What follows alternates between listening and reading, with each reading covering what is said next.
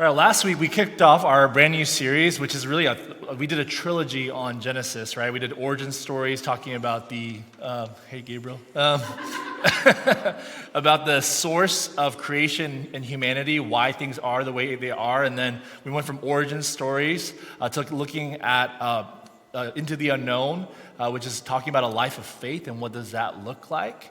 And then lastly now, we're looking at the third part of the Genesis trilogy on family matters. And what we're going to see throughout this trilogy is God perfectly fulfilling his promises despite of all this family's imperfections. And you're going to see a lot of grimy, messed up things in this family that I don't know about your family and how messy your family may be, but it pales in comparison to some of these stories. I'm just telling you, okay, because some of the stuff is illegal, all right, today. But we're going to see just God working in the life of Abraham and his descendants, his family, throughout the next several weeks. And last week, one of our elders, Pastor Dennis, talked about through how Rebekah and Isaac first got together, right? And he, to show us that the Lord always faithfully fulfills his word to his covenant people. And today we're going to continue on in this story, in this family, by looking at their kids, by looking at Jacob and Esau. So if you have your Bibles, turn with me to Genesis chapter 25, and we're going to work. I gave him the whole chapter last week so that I can give myself part of a chapter this week. Just kidding. No, we're looking at verse, it's just like, yeah, it was, that's true. Verse 19 through 34 is what we're going to work off of. All right? So as you're turning there, we're going to look at, just in our time, we're going to look at the story, then we're going to look at, from there, the principle, and then we're going to look at some applications for our lives. Cool? All right, so verse 19. It starts in this way. These are the generations of Isaac, Abraham's son. Abraham fathered Isaac, and Isaac was 40 years old when he took Rebekah, the daughter of Bethuel, the Aramean of Padan Aram, the sister of Laban the Aramean, to be his wife. Okay, so a couple of observations there. How old was Isaac when he got married? 40. All right, he wasn't a spring chicken. So, in what method did Isaac get married with Rebekah? It was what is it? A what? A wingman. Okay, that's cool. Yeah. I would say it was an arranged marriage, right? The families got together, but sure, cool. Let's go with the playbook. Go with the wingman. All right. And so here's a 40-year-old man that gets married, through arranged marriage, and I would just say in our culture today, everybody and their mom have an opinion on how dating and marriage should be, all right? How people should get together, and everybody has their own dating advice. Just open Netflix and look at how many shows there are on Netflix based on these dating experts of compatibility and how many apps there are on, and I would venture to say that all of these things that are out there today in our culture right now, they would probably say Isaac and Rebekah won't work out, right? Like, look at the standards here. A man in his 40s who still lives with his parents. Really attractive, right? Check on that. Arranged marriage by parents. Check on that. And we found out last week that they were first cousins once removed. So that kind of situation, right? Like, sounds like a marriage that is doomed to fail, isn't it? Does it not? And yet, Isaac is Isaac is the only one of the founding fathers of Israel, right? Abraham, Isaac, Jacob. Isaac's the only one that actually had one wife for a lifetime. Isaac's the only one where it actually really worked out, right? Even Abraham, we didn't have time, but he had some baby mama situations, right? Talked about Hagar. Isaac was faithfully married to one woman for a lifetime. And so here's what my point, this is a total aside, by the way. The point I'm trying to make, okay, is that I'm not saying that our dating preferences don't matter. They do. Like, your opinions, what you want, it matters. But the most important quality that you should be looking for in a potential spouse is their faith in Jesus. Are you with me? Are they walking with Jesus? Do they have a real, vibrant, authentic relationship with Jesus? Their faith in God. Because if they have that, everything else can flesh itself out.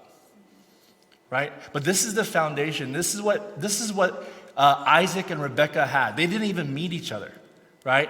Until they were already supposed to get married to each other. And yet the thing that anchored their relationship was their faith in God. Verse 21. Let's keep reading. And Isaac prayed to the Lord for his wife because she was barren, and the Lord granted his prayer, and Rebekah, his wife, conceived. So 2 observations here on this story. First, it says, Isaac prayed for his wife. I like that. Husbands, do you like that? Like, this is a great reminder for us. Isaac prayed, interceded for his wife. It's so easy for us to complain about our spouse, right? But how many times do we have to remind ourselves to really pray for our spouse, to intercede on behalf of our spouse? Right? To pray for their spiritual growth, to pray for their protection from the attacks of the enemy. It says Isaac prayed, and not just once for his wife. If you look later on in the text, he prayed for 20 years for his wife. He interceded on her behalf for 20 years. What a great example and a reminder, right? Of a life of faith. And what it looks like to lead our home spiritually, husbands, by serving our spouse, right? Rather than just being passive and complaining. Isaac prays for his wife. The second observation that we have in this verse here is that just because something wrong is happening to you doesn't mean that you have done something wrong. Notice Rebekah in this story so far has done nothing wrong. Like, what we know about Rebekah is she's a caring woman. Like, she is a woman who is hospitable, is inviting. Like, she welcomed Eliezer. She cared for him, right? Like, she went the extra mile to serve. She's a woman of faith who, despite not ever having met Isaac, decided in faith, I'm going to go and say yes to this marriage. Like, all we know about Rebekah are positive qualities. And yet, it says that she was barren for 20 years. And we know from the previous series about Sarai and her story that in this generation, in this culture, if you were barren as a woman, you were seen as being cursed by God. So something bad happens to a woman who's done nothing wrong. I think this is an important reminder for us. So just because something bad is happening to you doesn't necessarily mean that you have done something wrong. Doesn't mean that God hates you. Doesn't mean that, that you are guilty. Like, it could be that God is trying to show you something about himself and show you himself through this mess of the situation. And this is certainly what we see here. God is sovereignly working in Rebekah and Isaac's life, despite of all the barrenness. And he's showing that this baby, this child that Rebekah wants, that she will one day have, that this is from him. This is the supernatural source, right? And so we see she was barren for 20 years. And let's continue, verse 22. The children struggled together within her, and she said, if it is thus, why is this happening to me? So she went to inquire of the Lord. So it says that these two babies, just picture it with me, it says that these two babies struggled in her womb. For you that have experienced with having a baby in your womb, that I don't know what this feels like or looks like, okay? Because it said they struggled. And this is not a nice, they were playfully playing with each other in the womb. It's this word struggle in the Hebrew is literally used in another passage for smashing skulls. Okay? So they were having a cage fight in her womb. Brazilian Jiu-Jitsu or something, right? They were going after each other to the point where Rebekah got really concerned. Like, this is not happening just once. This is happening constantly. What is going on? Let me go to God with this, okay? So she goes and inquires of the Lord. And what did the Lord say to her? Verse 23. says, "And the Lord said to her, 2 nations are in your womb, and 2 peoples from within you shall be divided, and the one shall be stronger than the other, and the older shall serve the younger." So the Lord tells Rebekah a couple things. One, that these 2 babies, out of these 2 babies will come 2 nations, which later we know is Israel and Edom. And that these 2 nations will be in conflict throughout their history. It's interesting. This is a total fun fact, but you know Jesus came from the line of Israel, of Jacob on one hand. And do you remember when Jesus was born, there was a certain king named Herod who tried to kill him. Do you remember that story? For those of you who watched Chosen, it's in there. And do you know where Herod was actually from? He was an Edomite. He was a descendant of Esau. So even 2,000 years later, we see this conflict between the descendants of Jacob and the descendants of Esau. Crazy stuff. There will be this conflict between these 2 children that are in her womb. And the second observation is that what we see is that God has selected the younger, weaker son to be his chosen one over the older, stronger son. He has chosen the younger, weaker son to receive the inheritance and the blessings that went from Abraham, Isaac, and now to this particular child, right? So in ancient cultures like this, and actually often even today in a lot of cultures, including maybe in Asian cultures or whatever, the firstborn son is a big deal, right? The firstborn son is a big deal. In ancient society, it was customary for the firstborn son to be automatically chosen to, 1, carry on the authority of the family name, right? So this is now their responsibility. They have authority, and 2, to receive all the blessings and the property so that they would get double portion. So if there's a sibling to share with, they're going to get double the portion of that sibling in terms of inheritance, right? So it was a big deal to be the firstborn child. This is called the law of primogeniture, or what we would also call the birthright. This is something that I have the right to receive by birth, by when I was born. But notice here, even though the culture, everyone chooses the firstborn son to take everything, to receive the birthright, God doesn't work that way, does he? God doesn't choose the child that is more powerful. He doesn't choose a child that is older. He doesn't choose the child based on human convention. No, he graciously chooses the lesser over the greater and the last over the first. And this is not just in this situation. We see God operating outside of human convention and choosing someone based on his grace, the lesser over the greater. Time and time again, we see this. He chose Abel, who was the younger son, over Cain. He chose Isaac, who was the younger son, over Ishmael. In this passage, we see he chooses Jacob, the younger son, over the firstborn Esau.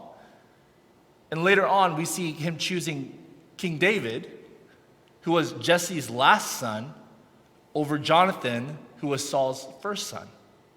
God does not operate based on human wisdom and human convention. He operates out of his grace, his sovereign grace. And this is why we say that God's kingdom, the kingdom of God, is an upside down kingdom when compared to this world. That in God's kingdom, we define power. We define authority. We define leadership differently.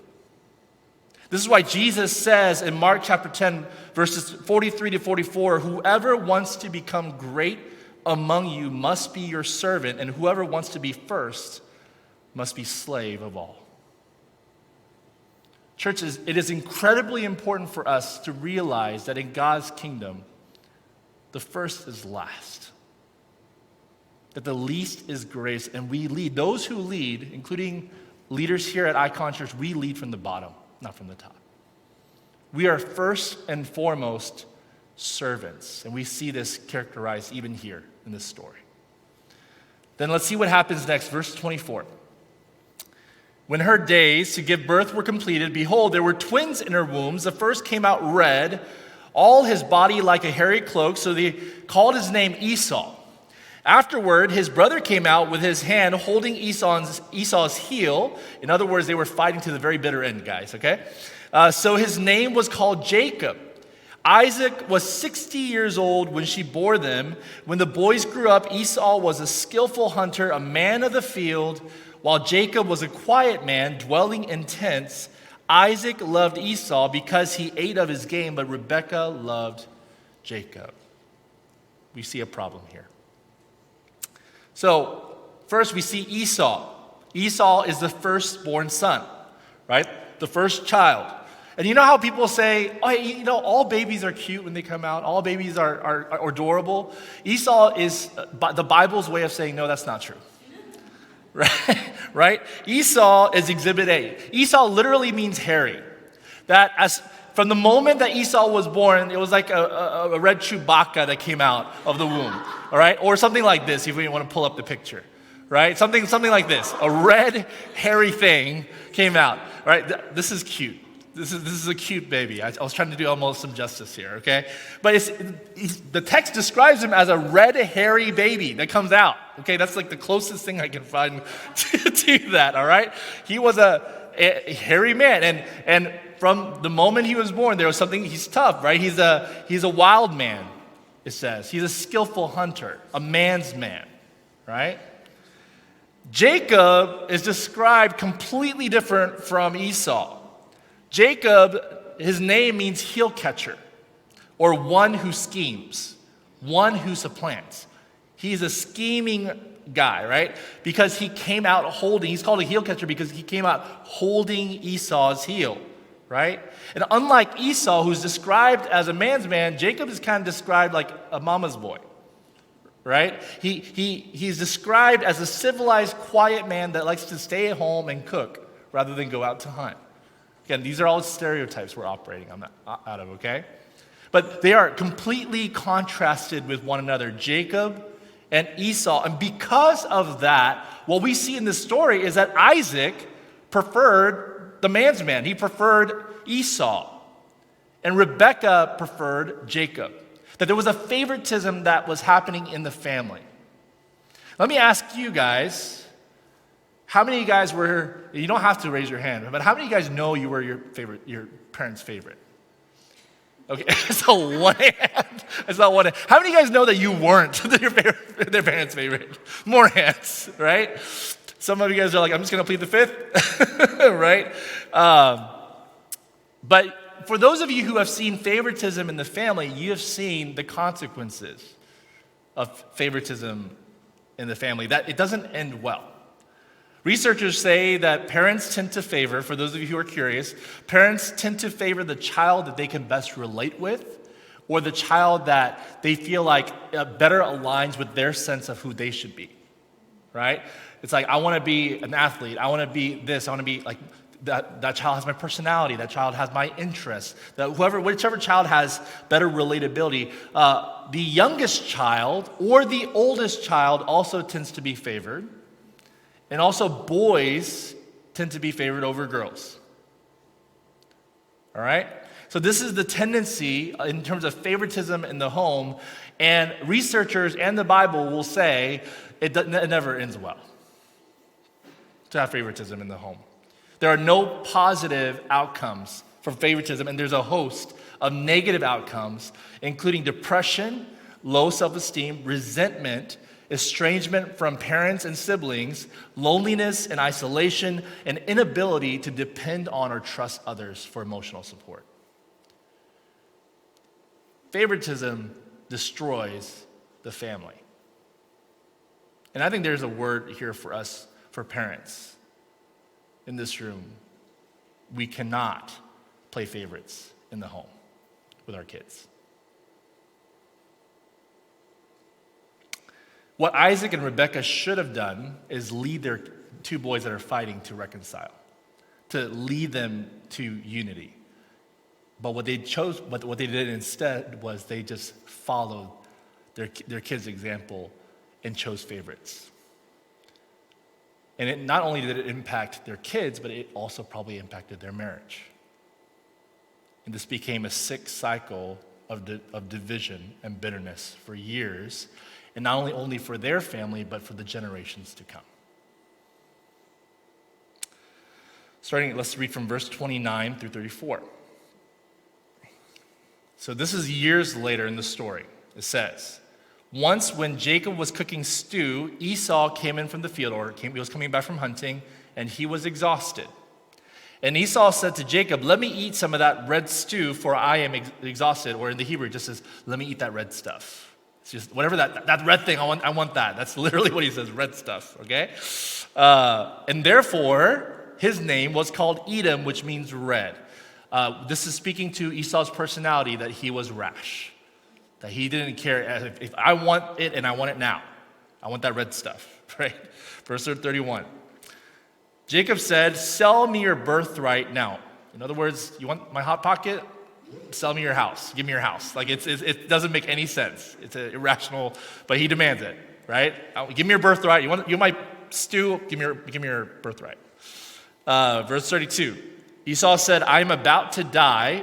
Of what use is a birthright to me? Was Esau really going to die from hunger? No. He just felt like it, right? And so he just decides, I'm going to go with it. Verse 33. Jacob said, swear to me now. So Esau swore to him and sold his birthright to Jacob. Then Jacob gave Esau bread and lentil stew, and he ate and drank and rose and went his way. And get this, the conclusion is, thus Esau despised his birthright.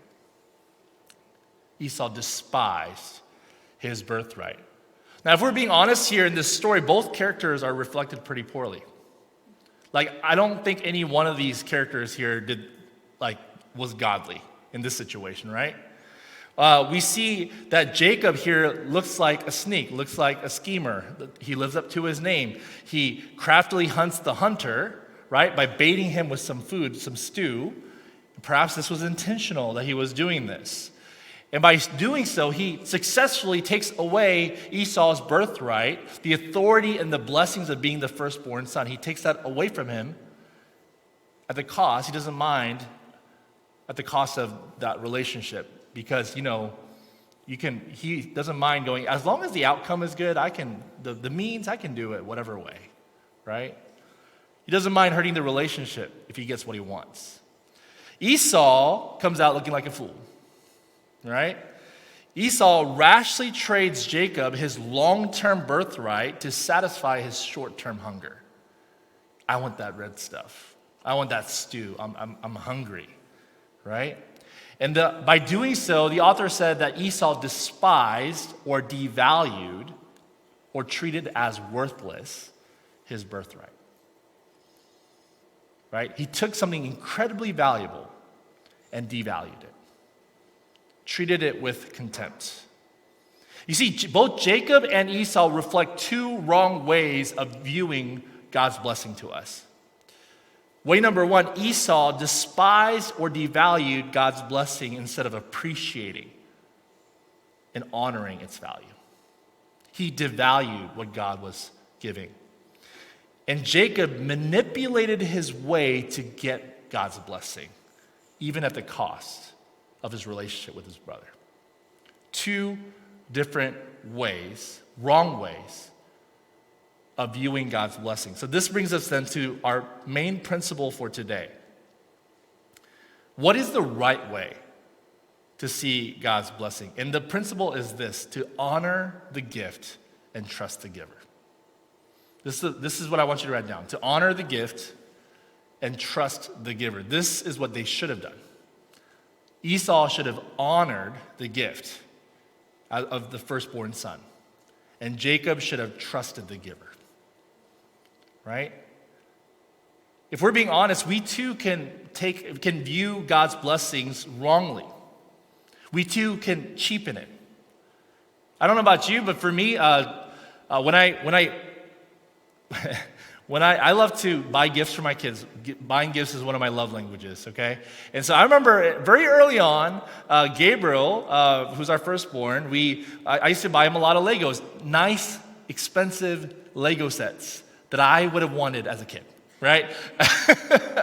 And we spent all this time building it and, making it just like the picture and all this kind of stuff. And not just one set, like this was sets. Like this was a lot of Lego. And after we built it, within the span of a couple of weeks, my son liked to take, Ninjago head and put it with Star Wars bodies and break down the castle, break out. And it was horrific because I felt like I spent all this money to buy you something nice and you devalued it, right? You didn't appreciate what I got you. This is a silly example, of course, right? But if we are taking a look at that, like think about how God the Father has given us so many incredible blessings. So many different things that he has paid a cost to give us. And if I can feel this way and feel mortified by what Gabriel did with my Lego sets, like think about how we treat the blessings that God has given us. Do we value it? Do we honor the gift? Or do we devalue it? You see, God has given us so many different blessings, and it's incredible. So, both in Colossians chapter 1, verse 15, and Romans 8:29, in both passages, the authors tell us, here it's Paul, that Jesus is God's firstborn child, or firstborn over all creation, right? That Jesus alone has the birthright, right? As God's firstborn. And in other words, God the Father has given Jesus all authority, all privileges, all power, all blessing as the first child. But unlike the firstborns of the world, who fight and who are willing to even murder their siblings for the blessing, Jesus shared his blessings. Jesus shared the inheritance with us. It says in Romans 8, verse 16 through 17, the Spirit himself bears witness with our spirit that we are children of God, and if children, then heirs, heirs of God, and get this, fellow heirs with Christ. He has brought us in to share his birthright in the blessings of God, provided we suffer with him in order that we may also be glorified with him. The moment you said yes to Jesus, you became a child of God. And when you became a child of God, you became a co-heir with Christ because Jesus, our older brother, decided, I'm going to share all the blessings of God with you. I'm going to share all the privileges that I have with you. We have been given the gifts, these blessings from Jesus, which cost Jesus his life to purchase for us. We have been given an immeasurable gift. The question then is, what are we doing with that gift? Are we possibly despising the gifts of God like Esau did? Are we despising the blessings that God has given us like Esau?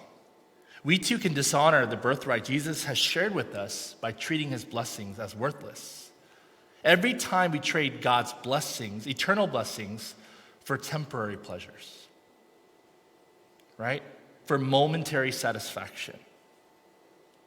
Every time I choose what my flesh wants over what God's word says, I am choosing to despise what God has given me. When I click onto that site, when I choose to rage and say things I shouldn't say, when I choose to gossip about someone behind their back, for a moment, it may feel good in that moment, but it is despising what God has given me. And I'm dishonoring the gift, just like Esau. And I've seen so many pastors. We were just at a church conference this past week, and I've seen so many pastors and church leaders sacrifice generations of blessing for a moment of pleasure, destroying their family, destroying their legacy for a moment. Instead of despising our birthright in Jesus, we should honor the gift that Jesus has given us. This is as an aside. I got the timer, thank you. This is as an aside, but it was interesting. As I was doing my study this week, it says in several passages, Malachi 1 and also Romans 9, God says, Jacob I loved and Esau I hated. Have you guys heard this before? Jacob I loved and Esau I hated. And there's so much in terms of the context of that passage, but it made me wonder what did it mean for God to despise, the same word, despise Esau. Esau despised his birthright. God says he despised Esau. What did that look like? Why? Because Esau, what we know from the story is eventually he becomes a wealthy, blessed man. He becomes a powerful nation, right? Like all the worldly things that he could get, he got. Like he was no less powerful than Jacob. So what does it mean? I think that what it means when God says he despised or he hated Esau was that he let Esau just go, hey, you want that? You want all those worldly pleasures? Go for it. He handed him over. Sometimes the scariest thing is just for God to just go, that's what you want, then I'm just going to give it over to you and let you chase whatever you're chasing. This is the same idea that we see in Romans 1, right? When it says that God handed them over.